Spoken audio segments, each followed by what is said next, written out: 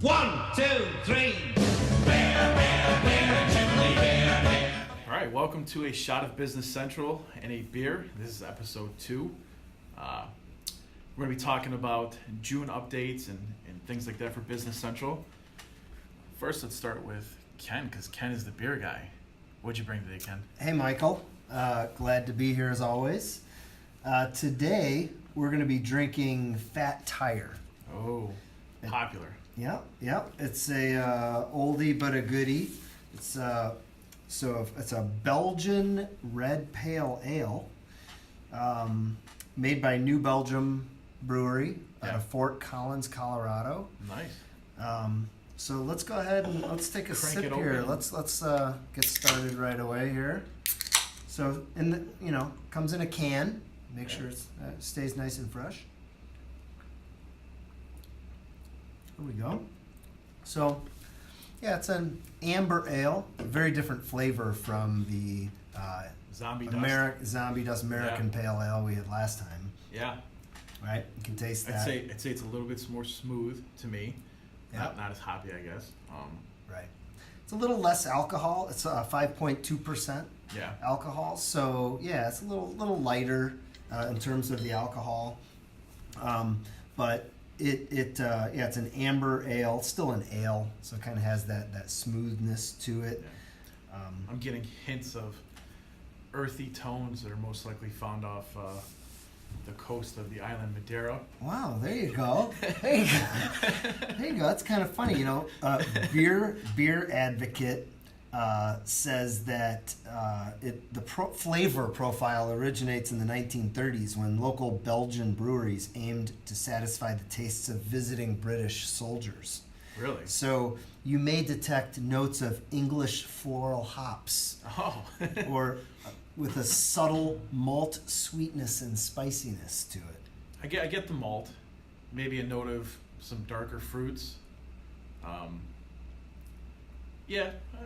don't know about the 1930s flavoring from Belgian or brewery or beer from Europe, but right. So it goes on. Fresh herbal hop balance and a touch of fruity yeast offer drinkers everywhere a timeless craft beer experience. Nice. So there you go. Definitely has lively carbonation. I'm just glad to be drinking a beer here with you. Agreed. On a nice summer afternoon. Yeah, no rain for once. Part of picking the beer is also, the brewery, right? Yep. So who makes it, and that's kind of the story here too. New Belgium has been around since I believe the late '80s, but really in the early '90s came on board. So it was kind of one of the pioneers in the whole craft beer, story. I think Fat Tire was also one of their earliest beers that came out. Started by two people right out of their basement. like most of them started super small in their garage or their basement or whatever. Started going to local craft arts and craft shows and festivals and things like that, and developing like a local cult following, and then expanding. Definitely it's not a there's craft breweries and then there's microbreweries, right? Craft breweries can be large. New Belgium probably is I think is at least a $200 million company. Yeah, it's nationwide. Globally.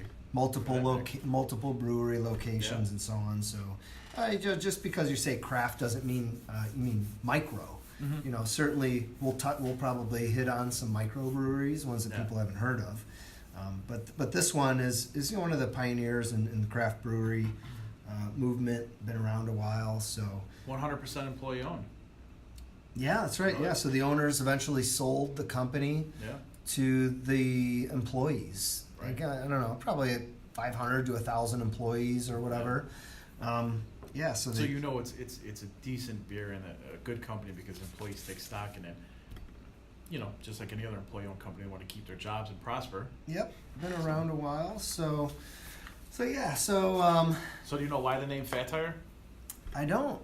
All right, so I actually got it. It says that they started Fat Tire in 1991 when when the owner's husband took a bike trip through Belgium tasting Belgian beers. They were inspired by the trip to bring a more interesting beer to American drinkers, and a new option among the countless bland, mass-produced big company beers. So they kind of wanted to be an outcast. There you go. Yeah. Nice. Not bad. Nice little tidbit there. It's a good beer. Now, I know you wouldn't put this ahead of last week's beer. I wouldn't. And I wouldn't either, I don't think. I wouldn't, but that's just my preferences, you know. Right. Some people prefer amber ales or red ales, Mm-hmm. you know, to other types of beer. Yeah. But, you know, I don't know if we're giving it a rating here. You know, it's definitely tastes good. I mean, I could drink a bunch of these. Yeah. Yeah, to give it like a 90. A 90? Yeah, you know. I think last week you were a 98 for... Yeah, So you know, because that's good. I think that was a quality beer, and it was right in my wheelhouse. Right. So, you know, that's where you get that higher score. But definitely good taste, smooth. Yeah, so last week I think I gave a 96 as a rating. This one I'm going to put at about a 92. I see this more of a refreshing type of a beer. I'd rather drink this on a hot day as opposed to Zombie Dust, where Zombie Dust is more where I want to relax and then, you know, drink that as a relaxing thing. This is Right. more on a hot day. I'm going to pop this baby open and have Yeah. a sip. So I'm going to give it a solid 92. There you go. All right. So are we? So I noticed too, and for those on taking a listen right now, if you go to our website at Solution Systems, which is solsist.com, on the podcast page, we have some questions. Yeah. Right. We're looking for feedback. Yes. So We what are. are a couple of the questions that are on there? So what type of beer would you prefer us to taste? Should we make the podcast longer or shorter?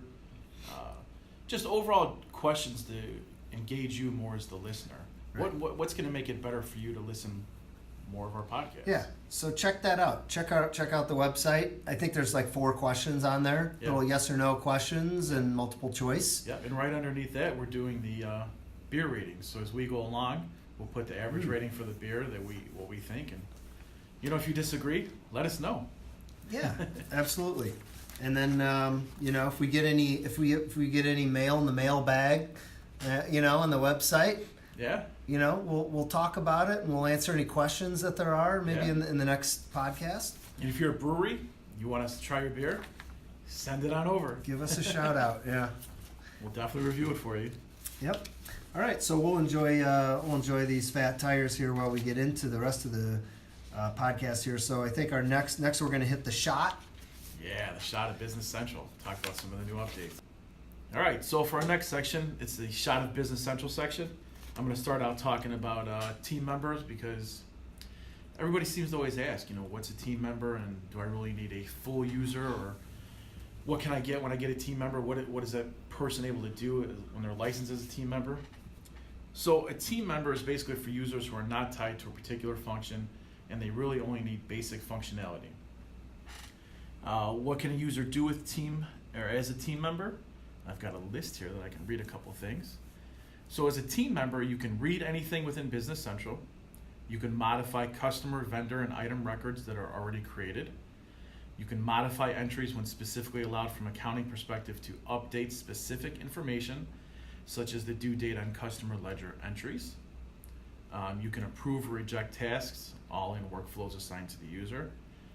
You're able to create, edit, or delete a quote. You can create, edit, or delete personal information. You're allowed to enter timesheets for jobs and use Power Apps for Dynamics 365. Anything you'd like to... Yeah, and you can also, right, it's full read only. Yes. So I think you can read any data in the system Yes. and look at any reports, Right. right? So there may be people out there who are management or even salespeople maybe, who all they want to do is look up their customers' information, look up their status, maybe Yeah. run a couple sales reports before Right. going out to visit a client. So Well- those could all be team users. So traditionally, though, team members, limited users were basically only read-only, right? before they had more functionality. Yeah. And then they kind of became read-only. You know what? If you've been around the NAV channel or an on-premise customer, there have been multiple versions and revisions of the light user, team user, limited user over time. So now with Business Central, the team members, full read-only with the. They're giving a little bit more functionality than what it was for the past year, let's say. Yeah, some of the things that you mentioned in there make it a little bit more usable. Yeah. That I think the theory is, look, if you're someone who's got Business Central open most of the day and you're working in there on a regular basis, you're a full user. Yeah. It's kind of common sense to a degree. Right. If you're out on the road, every once in a while you open it up and you want to look at some data, maybe enter one little thing here or there. Yeah. You're probably a team member. Agreed. Right.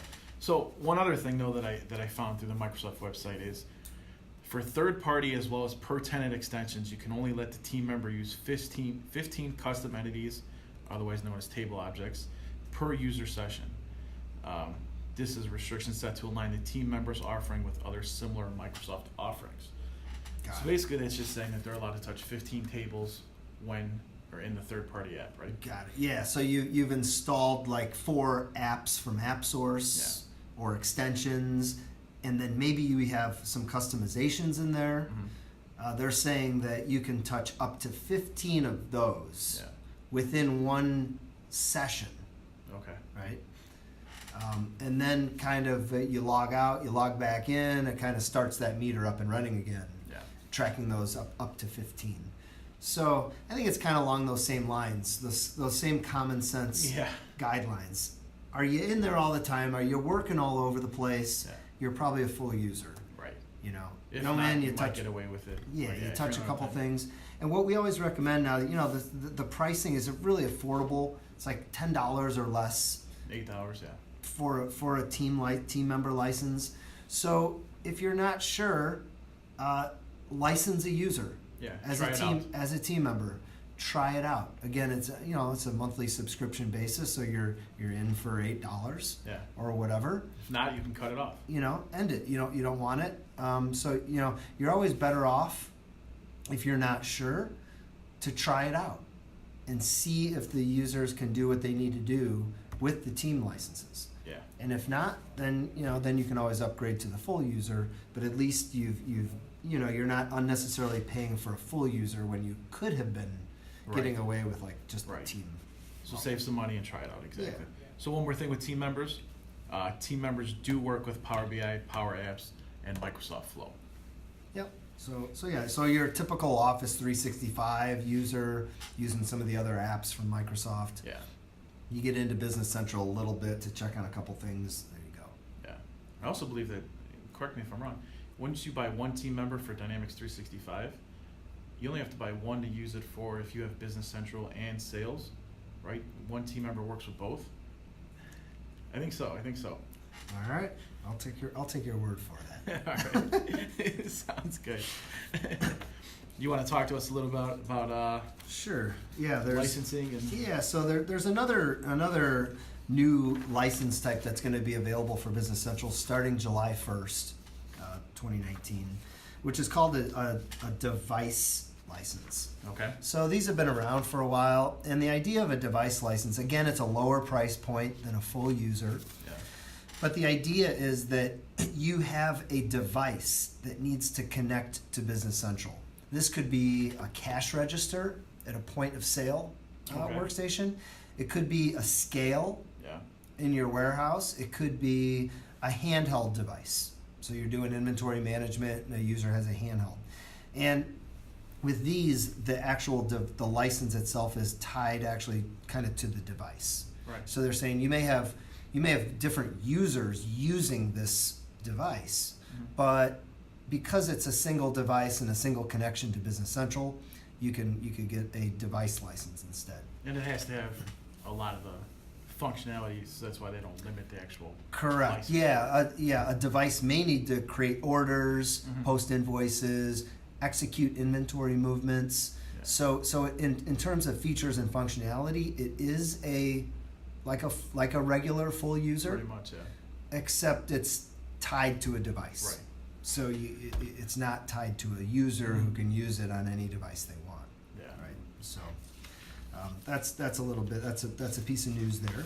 Another bit of news from Microsoft for those NAV or Business Central folk who are running an on-premise version. Okay.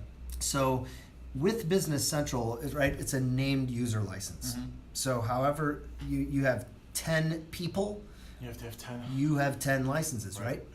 In the olden days of 2018, it was what was called a concurrent license. So you could have 10 people, but you may only be licensed for 6 users. Right. And then as soon as the 7th person attempted to log on, they would get an error, right? Which worked really well for like first shift, second shift, or something like Right, that. right. So when they switched, all these customers have been paying their annual enhancement plan and maintenance for NAV to Microsoft. Now they switched to named user. So if you upgrade to Business Central on-premise from NAV or to Business Central Cloud, you have to move to the named user model. Well, Could be costly. that could right? be, yeah. Because All you of a might have to sudden, buy twice as many users. yeah, all of a sudden your 20 user licenses that you had in a concurrent basis doesn't provide access to your 30 users. Right. So Microsoft realized that was an issue. So what they said was, as long as you're active on the enhancement plan, when you upgrade to Business Central, we're going to give you 2 named users for each concurrent user that you had. Which is a great deal. Great deal. We're finding that for almost all of our customers, that is more than enough Yes. to cover all of their Right. named users. However, apparently there were some cases where that did not foot the bill. Yeah. So Microsoft has recently stated that they're going to increase that ratio, so to 3-to-1. Wow. So if you So had 3? 20 concurrent users under the old NAV concurrent model, You're getting 60 named. 60. That's amazing. Yeah. I mean, that's So that should be plenty, even if for any company that's even running 3 shifts oh yeah, of with course, yeah. all their users, reporting in for all those shifts. That Right. that should be plenty. Because most companies in the past probably didn't have like a 2-to-1 concurrent user type of thing. Where No, yeah, I would say most of our clients on average it was 1.25 to 1.5 Yeah. at the most at the most. ratio. Right. So 3-to-1 or increasing from 1 to 3 for named users is more Yeah. than enough. Right. Now, just to be clear, this you can't go add like 2 concurrent licenses today to your NAV Right, world right. and then upgrade tomorrow Yeah. and get 6 in Business Central. Because they basically set a cutoff date. Right. So what they've said was they made this announcement just recently in May, and they said that any NAV license issued before May 1st, 2019 will receive 3 Business Central on-premise licenses. So they made, they eliminated that ability to go back and add more users to take advantage Yeah. of the promo. So Which is fair. yeah, absolutely, I mean, right? You're getting two free users basically. Which is also, by the way, they moved that date to May 1st. The original date of the 2-to-1 was back in December, I believe, or October of last year. Yeah. So It's really recent. so now if you have added concurrent licenses in the first quarter of 2019, and now you upgrade to Business Central, you are going to get 3-to-1 for those Yeah. because it was added before May 1st. Right. And May 15th is when they started the 3-to-1. So this is all new. That's right. Yep. And we have more licensing news. Do you want to talk a little bit about the? Yeah. So with Business Central on premises, since it's updated, they're now including at no charge one full license for an external account user, and also one for a system administrator. So that means if you bought your Business Central and you ordered 10 licenses, you can still have a free license for an external accountant who's going to handle all of your books or whatnot. Also, as well for a system administrator, which works really well. Now, I don't know though how many people actually use external accountants. Is it common? Many of our customers do have outside accounting firms that will do periodic work. They may not be in there every day. They may just be logging in once a month or even maybe once a quarter. And what they're doing typically is just running reports. Occasionally you'll see them doing journal entries on behalf of the customer. But usually they're going in, they're running reports, and again, maybe making some small adjustments. So this covers them. Still, so instead of spending the $2,000 or $2,800 for one license that somebody's going to use once a month or once a quarter, you get it for free. Yep. It's great. Yeah, and the system administrator license can also be used by your Business Central partner or outside IT firm that may be supporting your Business Central environment. Now here's a question for you, and I don't know if you know this, it's kind of on the spot. What if you assign the external accountant license to an internal user? Can you do that? I suppose you could find a way around that to get that done. If it's based off work address or. Yeah, it depends. Which version you're running. If you're on premise versus in the cloud, and how that works. Yeah. So a little bit too much detail for today. But the point is that when you have this outside IT firm or outside accounting firm who needs access to the system, you're not on the hook to pay for an extra user license. Yeah. Which is great, right? It's phenomenal. So saves you thousands of dollars. Microsoft, I think they're really interested in they want to make sure that Business Central customers are getting value. They're not having to pay excess just because they require the support. They're small to mid-sized business, requires the support of an outside firm, so they have that support. Now you want to talk a little bit about GP license migration? Yeah. So we're seeing a lot of dialogue out there about Dynamics GP. We were at the Dynamics partner conference. We saw a lot of GP partners there interested in looking at Business Central. So Microsoft has announced that if you're active on the Microsoft Enhancement Plan and you're running GP, you're going to be able to transition to Dynamics 365 Business Central on-premise via the license migration transition plan, effective July 1st this year. Wow. So what does that mean? Well, what it means is when anyone who's on an enhancement plan, Microsoft has always said they include this license transition plan. And what that means is really no matter what technology or software, ERP software Microsoft comes out with, if you're on the enhancement plan, you get credit for that and access to these other applications to transition from one product to the other product. Yeah. So it's always been around. It's always been something. We've had a few customers take advantage of that in the past, moving from GP to NAV or SL to, or as whatever. They grow, of course, Yeah, you grow or your business requirements change, whatever it is. So in this case, if you have GP, you can move to Business Central on premise. So they're formalizing that program effective July 1st. So. Not yet. Soon though. Yep, coming up soon. Next month that'll be here. You see a lot of GP users making that transition? I'm sure there's many GP customers that love GP, are happy that's for them. But yes, we are. Yeah, we're seeing a lot of interest, right? People they hear things, they see things. Right. They want to adopt new technology. I think it's pretty clear Microsoft is investing a lot of money and energy in Business Central. Yes. The integrations with things like Office 365, Power BI, Power Apps and Flow, and some of the other technologies from Microsoft. So, it creates a compelling story where people at least want to check it out and see, is this something we should be looking at? Right. Because a lot of people are afraid that it's maybe too big for their organization. Right. But then when they try it out, they actually realize, or a lot of them do, that it can work for them. Right. Yeah, and vice versa. If you've been running GP for 10 years or more, and you've customized it, and you have integrations, right? You may see that, this GP environment we have, this is good for us for right now. It's getting done what we need to. But yeah, we're seeing interest, and we're talking to a lot of people Right. about it. All right. So we're gonna So yeah, jump into our next section pretty soon. yeah, that is, that's it in terms of kind of your shot of Business Central news. Yeah. The last little thing we just wanted to talk about is the fact that it is May is past.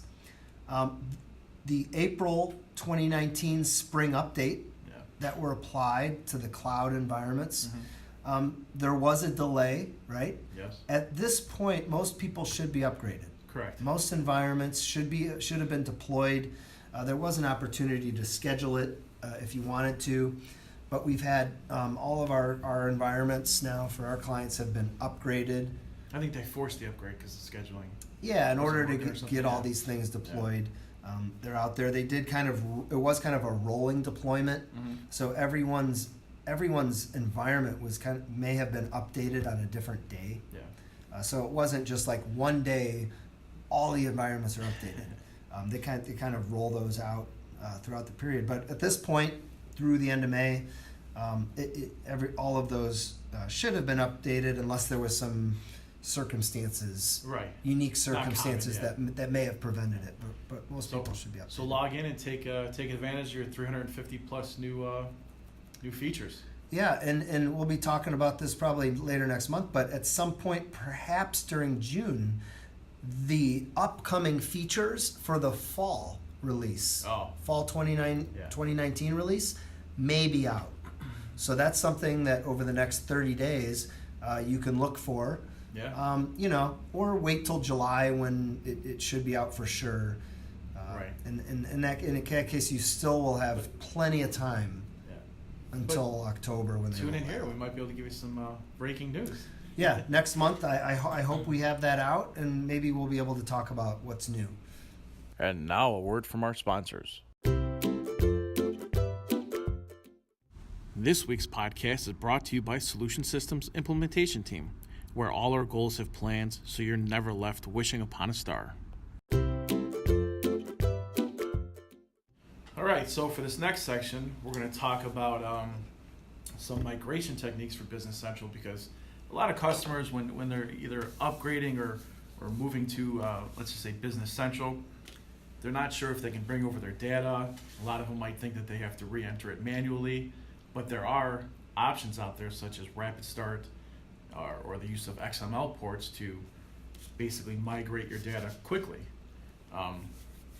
Ken, what do you know about RapidStart? Anything good or anything bad? Yeah, so excuse me while I finish my delicious cheese here that you brought in to complement this fat tire here. That's right. Fully organic. No end. Not only that, but you also brought in some turtle Chex Mix here. Yes. Which has caramel corn Yeah. mixed with pretzels. To kind of go with the flat tire. So I mean, The it flat works tire? well. Yeah, because it's hint of caramel in the flat tire. So a little bit of malt. Or the fat tire. Or fat tire. What did I say? Flat? Sorry. Fat tire. Yeah. So, God, that'd be bad if it. So, I do know about data conversion, and it is something that a lot of our customers and prospects ask about. How do I get my data in? You Right. know, it's very important. You've been running a business, you have years of data, Yes. and you don't want to start from scratch. You don't want to lose everything. So, I mean, are you going to be able to bring over all of your data? Probably not. Okay. But there are tools that are built into Business Central that allow you to migrate over some of your data. The first tool, the most useful tool for people, is what's called RapidStart. Okay. So you can create your own what are called data packages.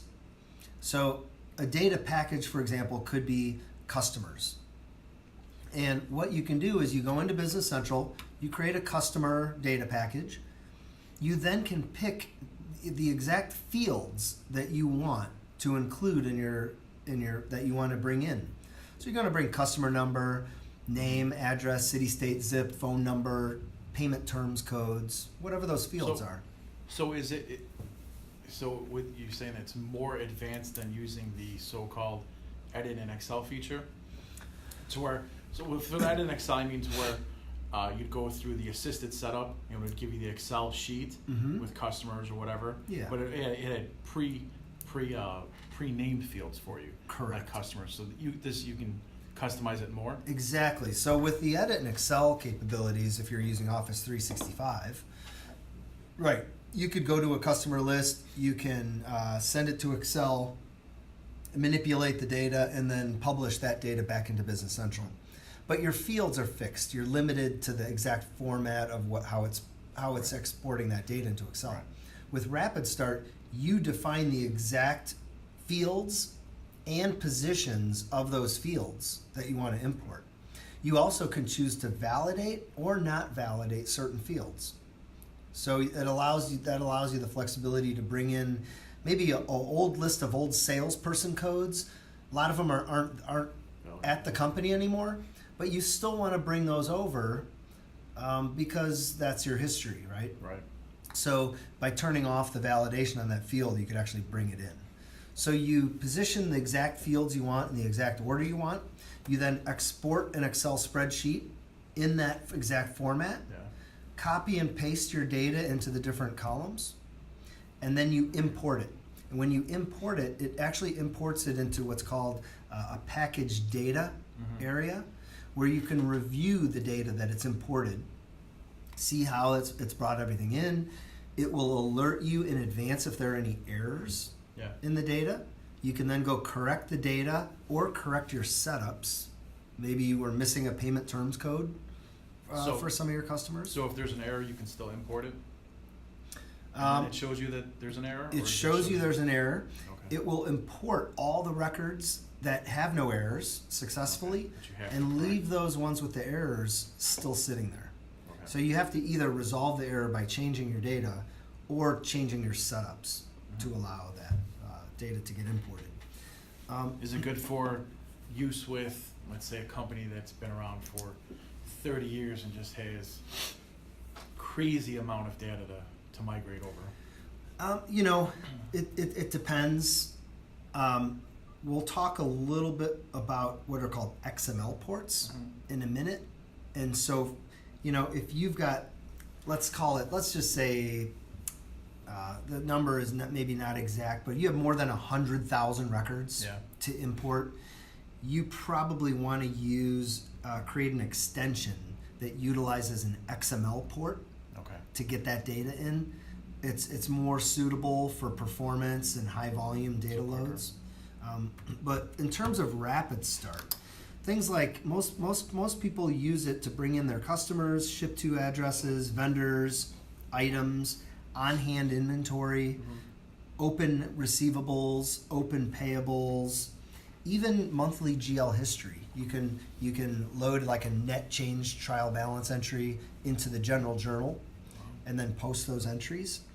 So, what are the pros of RapidStart is that this is user-based. You log into Business Central and you're doing it right through the Business Central user interface. Nice. It's, in my opinion, it's easy to use. It's easy to tailor to any Excel format you want. Yeah. Now, would you say most people do not need the help of a partner to do this, or do they? I would say the majority of people do not need the help. Now, I think what you probably need is a 1 to 2 hour training session on how to use it. Right. What are some of the key things? Now, can you get away without doing that? Yes, but you may save yourself 10 hours. Yeah, exactly. Right? By watching a 1 hour training video. Right. Or something on how to use it. So those are the pros, right? What are the cons? Well, huge data sets. It'll work. It'll just take a long time. Yeah. Right? It'll take longer than you might want. Right? Which makes sense. I mean, that's basically how a lot of things work. Yeah. The other kind of limitation is you cannot add business logic into the import process.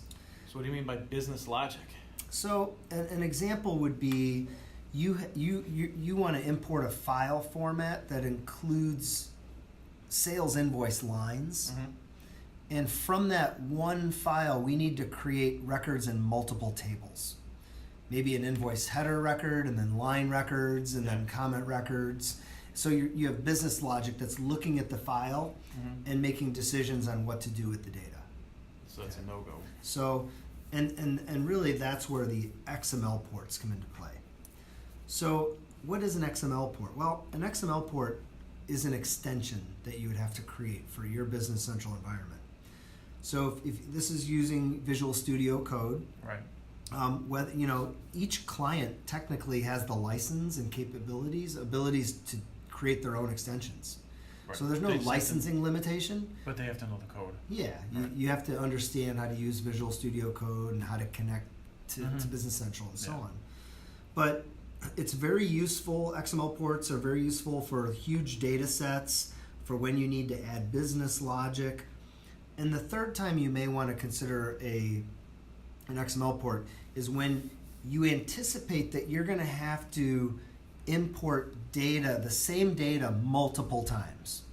Okay. Either because you have multiple divisions or companies that are going to be importing data into Business Central, or you have a larger implementation and you're going to do 2 or 3 test runs. So now multiple data multiple times, would that be considered an error in RapidStart?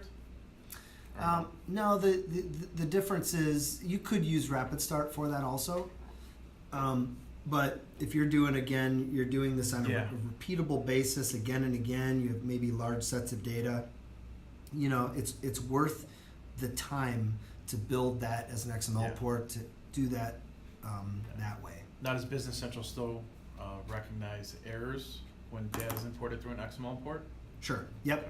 Yeah. Regardless, if you're doing a RapidStart or an XML port through an extension, in both cases, by default, it will validate all the data that you're loading in. Okay. So there are certain things that just will not be allowed. Other things you can turn off validations at times through a field and allow a record in. So there are benefits to XML ports. The cons, like you talked on, you have to understand how to create an extension and build an XML port, right?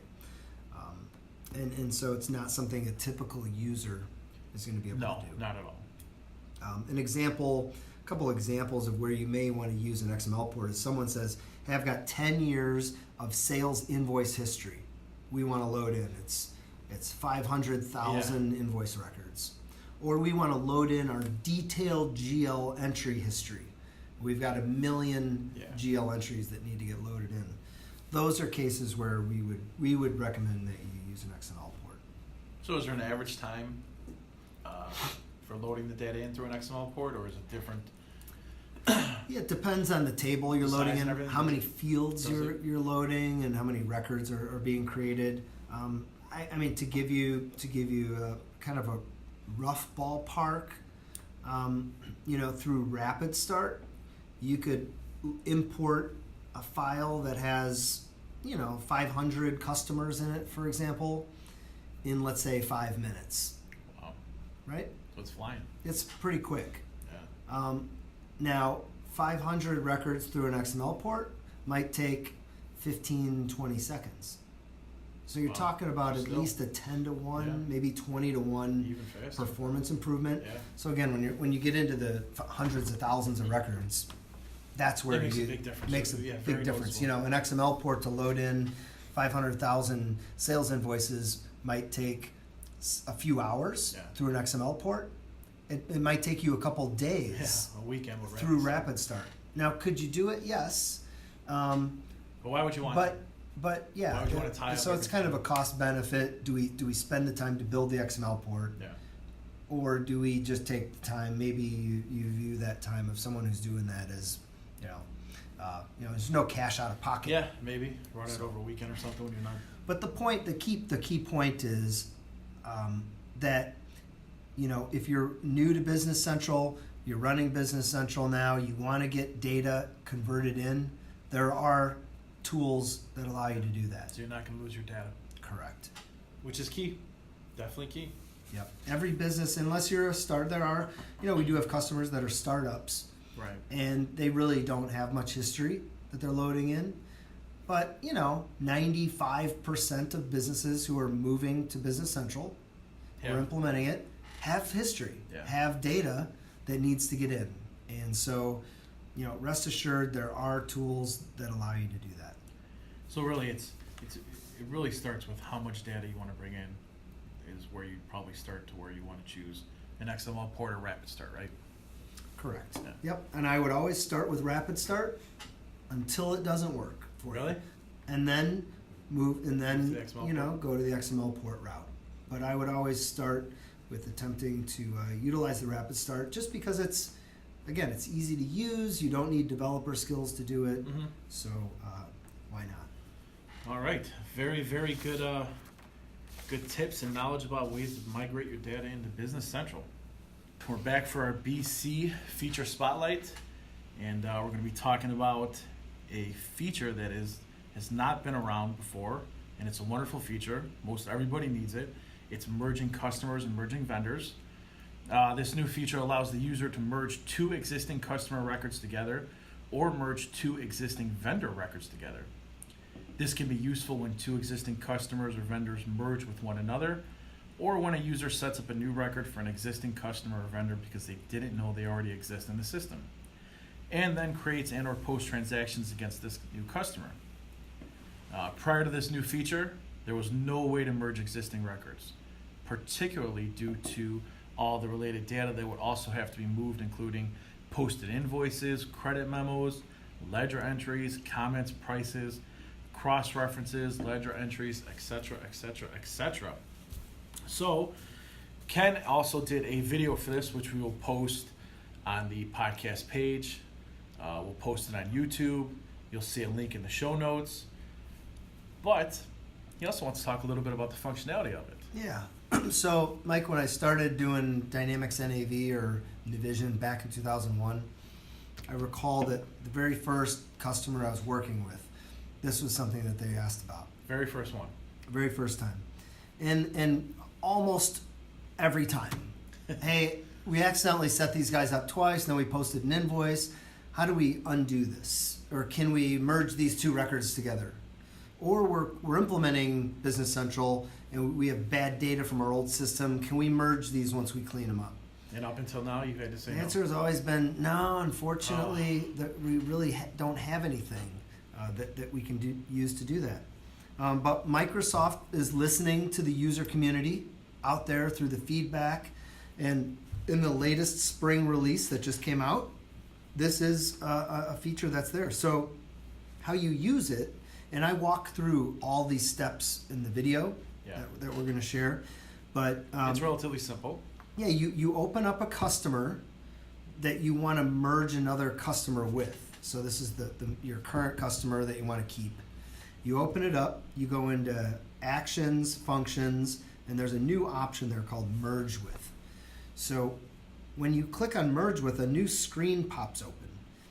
On this screen, it walks through, and it takes a couple seconds because it's going through the whole database. Mm-hmm. It's looking at all the different records for both of the two records. It's comparing all the different types of records out there. It also shows you the differences in fields between the two. So maybe they have a different name or an address or different phone number. Mm-hmm. And by default, it will want to keep the current customer's record, but you can override it by choosing the value from the record you're going to merge from. So once you've made all those decisions, you click on the merge button up on the top. It will take a few seconds to go through because it's basically renumbering all those original customer numbers into the current one. So once you're done, once it's finished, you return back to the customer list. You'll see that the customer that you merged is no longer there. Gone. Completely gone. Completely gone. All of those records, though, have been merged into the current one, whether it's cross-reference numbers, prices, comments, posted records, ledger entries, or whatever they are. So now once you merge these customers, is there a way to undo it in case you do it, you realize, oh my God, I didn't want to merge these two? Is there an undo selection or feature? There is no undo function. Oh, So once you do it, it's done. Once you do it, it's done. So you may want to, make sure that only certain users have access to this feature through user security. You can implement that. Or just make sure people are trained on what this is and what it does, and the fact that there is no undo currently that exists with this. Right. But it is a huge, welcomed feature. I think it's a huge feature because a lot of times there are features in Business Central that only certain types of customers, right, or certain industries use. This is one, everyone has customers, everyone has vendors, Right. and everyone makes mistakes. So to have this feature so most people can use it, I think is great and a welcomed addition as a new feature in Business Central. I completely agree. Everybody's going to be able to use it. So check it out. Make sure you double check, triple check before you merge customer or vendor. Yep, and check out our video that's on the podcast link and up on our website. All right, we're back for our App Source Spotlight. We're going to be talking about commission apps, particularly NetSmart, Sickitch, Konica Minolta IT Solutions, GmbH commission app, Dynamics commissions, and SimCrest commissions, as well as NavX commissions. So right now I want to say that there is a minimum of 6 to 7 apps on AppSource. If you search for commission, they will pop up. And they're relatively all good, all provide different functionality and features. Although one of them has a particular ribbon on it, which we will talk about later. And Ken, I know you know a little bit more about commission than I do, commission apps.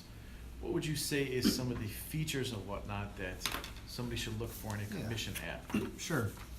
So, for years, I think, we always say there are kind of two things that everyone always does a little bit different. One is pricing, two is commissions. Right.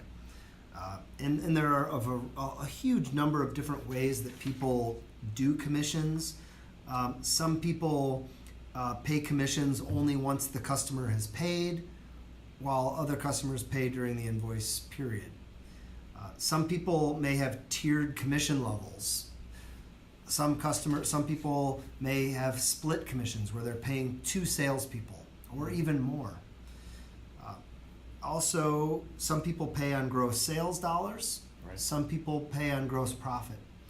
When you add all these variables in together, it would make it very difficult, right, to include all that functionality and make it so that everyone has everything they need, which is a great use of apps for Business Central, as is demonstrated by the fact that there's already at least 6 or 7 apps out there. Right. And the ones that you mentioned are just the ones that are out there today. There may be 2 or 3 or 5 more, Right. 3 months from now. Yeah. There's going to be plenty more over the long run. So. And if you search an app source on commissions, you'll see multiple of these solutions pull up, and then you can click on each one and read a little bit a description about what types of capabilities are included, and you'll see a difference between, some of them are more simpler, some of them are pretty robust. Really. And one of them, you mentioned the little ribbon that pops up. So when you go into AppSource and you pull up search results for apps for Business Central, you may come across an app that has a little ribbon on it. And what that means, that little ribbon means that it's a Microsoft preferred solution.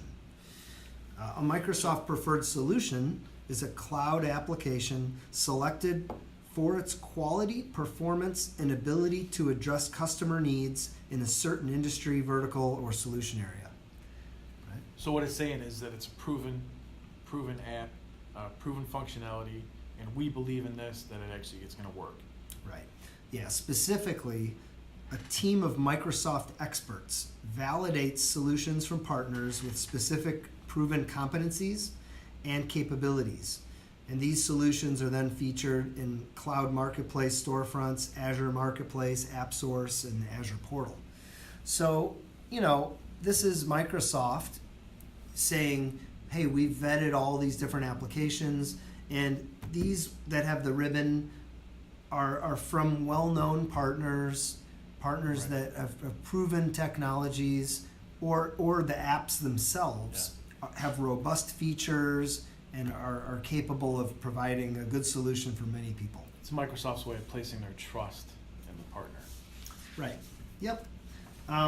Yeah, and I think that, depending on what you're looking for, in terms of, are we going to recommend one of these over another one? Specifically, we haven't gone in and loaded all these and tested all of them, so we're not going to speak to the merits of any individual app. But what I can tell you is that the Microsoft preferred solutions generally do seem to be the ones that are deployed the most, come from So start looking at those first. good partners. And Yeah. if it doesn't have the functionality you need, then kind of trickle down to the other apps and see which one fits what you need. Correct. Yeah, and there's always, and I think there's also different room for different types of apps for different requirement levels. So you may pull up an app that has 50 features in it, but it's pretty pricey.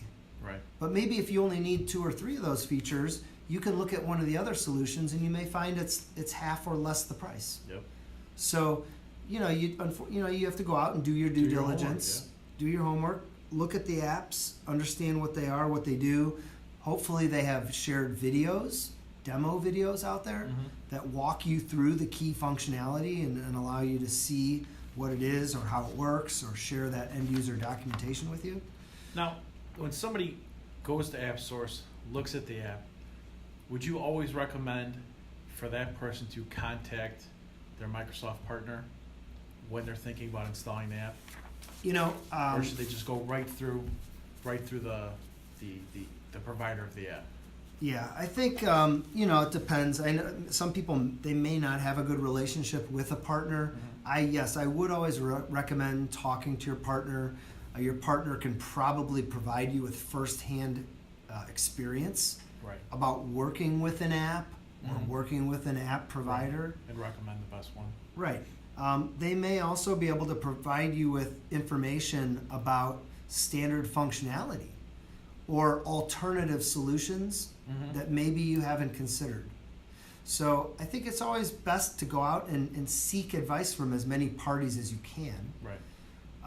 And then ultimately, you can implement an app and then make a decision on whether or not that's something you want to use long term. Right, because if you talk to your partner and if you use like the commission app as an example, they may suggest all you need to really do is add a field to something to track the commission, as opposed to paying and purchasing and implementing an entire new app, right? Correct, right. Okay. Yeah, you still, although apps are a great solution if you have pretty robust or pretty, significant requirements.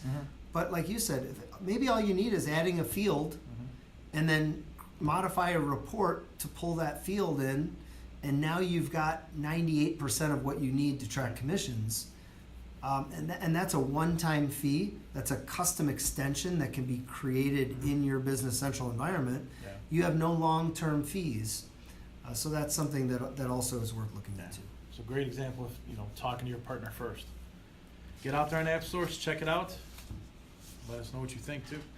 All right, so we're setting a precedent here on a shot of Business Central and beer. In the past, we have opened up multiple beers before, but they've all been the same. This time, we've opened up a completely different beer for our second beer, and it's a new Belgium Pilsner. Now, right off the bat, I get a hint of maltiness and a little bit of full body flavor. It's not a beer that I would probably drink on a warm summer day. I would definitely drink the Fat Tire on a warm summer day. I like it. Not as good as the Fat Tire. I'm going to give this a rating of about 89. What do you think, Ken? I like it. Yeah. I think that if I but the style is more my style. So a Pilsner, I think I probably would vote for a Pilsner over most red or amber ales like a Fat Tire. Yeah. With that said, this is a pretty good one.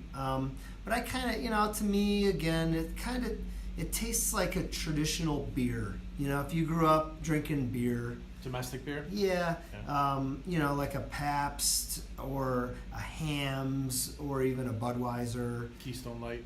Well, let's not go too far. Yeah. But it kind of has that you mentioned, like a bready, malty kind of flavor to it. That's definitely there. It's 4.8% alcohol by volume, so a little bit lighter in alcohol than the Fat Tire was at 5.2. So it's more in line with like a traditional American Pilsner or lager. So what, on rating wise, what would you give it? Rating wise, Would you give it last one? I forgot. I'd probably go. Let's go. Would you say 89? I'm gonna go. Say 89. Yeah. I'm gonna go 85. 85. I like it. I definitely like. I would say what I liked about the Fat Tire was it was more of a unique taste. Mm-hmm. More of a. Just something that you clearly identify with. Yeah. This to me, it's good. I'm enjoying it. I drink a bunch of them. It's just common. But to it's me, nothing special. Yeah. It's not. I got you. It's not crafty enough. There you go. What'd you give the Fat Tire for rating? Was it a 92? I think I said. Would you go lower? 90 or 92. All right. 90. So you're definitely think. rating. 90, I think that's what I Definitely went rating with. the Fat Tire above. But I did go out there and I'm looking. So this is a traditional Czech style Pilsner beer, and I went out. I'm looking at some ratings on a RateBeer.com website. Okay. And one of the things that I really love about tasting different beers is that it's so personal, right? Yes. Something that I like, you don't like, Right. Correct. or something I think you might like, you don't like, and for whatever reason, you associate different things with different tastes or whatever it is. Right. And the thing is, what you taste out of it, I might taste something completely different. We might both like it, Right. but just get different aromas and whatnot. Yeah, and case in point, I think, are the ratings or reviews that are listed on these different sites. So, like on Rate Beer, for example, I think a perfect example of this is the first two entries that I came across here. The first one, it says Sparkle Golden, biscuity malt nose with sass hops, rich and bready, rather full in body, nice spicy hop finish, very quenching and satisfying. I agree with some things. So that's a good review, right? Yeah, it's definitely somebody who's probably had their fair share of beer and reviewed a bunch. Yep. You mentioned malty. You use the word biscuity. The next entry on here says very bland, lacks character of the Bow Pils. I believe meaning Bohemian Pilsners. Only some bittering hops in the finish distinguish it from a light macro American Pils.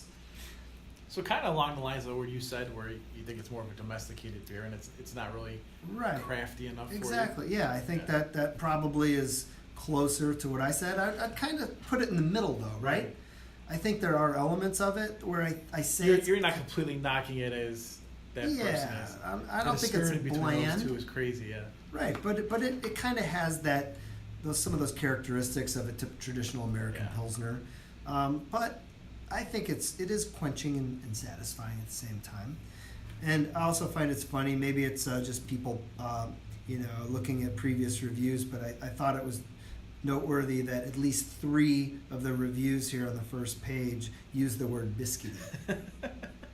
Which is completely new to me. I mean, there must be something in the beer community where they talk about beers being biscuity. Yeah. Have you ever heard that in the past? Here and there, there's a lot of different words. You'll hear people say that there's a grassy flavor to it, Really? which may mean maybe part of the wheat.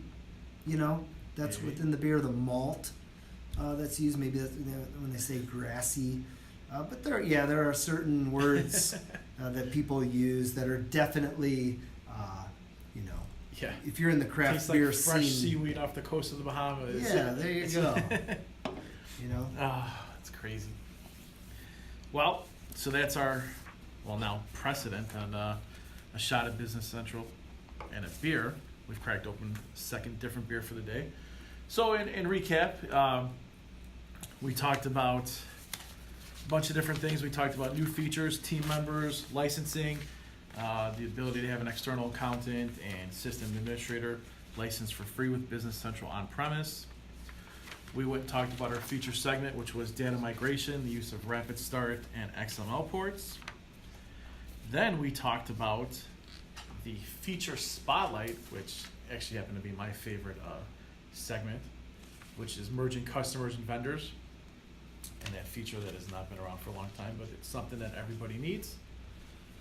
And we pretty much finished it up talking about apps, commission apps. Is there anything that you wanted to add to it, Ken? Or I don't think so. Just looking forward, I think by the next time we meet, we may have some news on features that are going to be available in the fall 2019 release. So maybe we'll have some information to share about that at the next session. And we're looking forward to spotlighting another feature of Business Central, another app or set of apps on AppSource that are out there. And as Michael mentioned earlier, as you mentioned, we're looking for feedback. Correct. So what can we do better? What should we change? And if we have any mail in the mailbag from the website, we'll maybe share some of that during the next session as well. And also, if you're a brewery, send over your beers. We'll definitely review them for you. Send the beer over. Yes. We're happy to give you our feedback. Exactly. Thanks a lot, everybody. See you next time.